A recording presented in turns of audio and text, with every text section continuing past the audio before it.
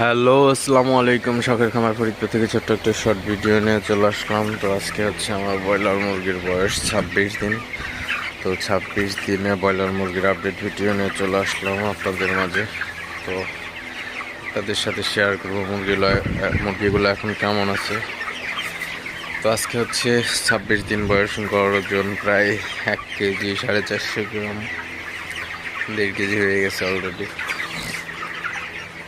তো মুরগিগুলো মাশাআল্লাহ সুস্থ আছে। তো এই গরমে হচ্ছে ওজনটা মেন বিষয় না, তো এই গরমে হচ্ছে মুরগিগুলা সুস্থ থাকাই হচ্ছে সবচেয়ে বড় কথা। তো আমি হচ্ছে দিনের বেলা খাবার দেই না, ঠিক আছে। তো দিনের বেলায় খাবার দিলে মুরগির স্টক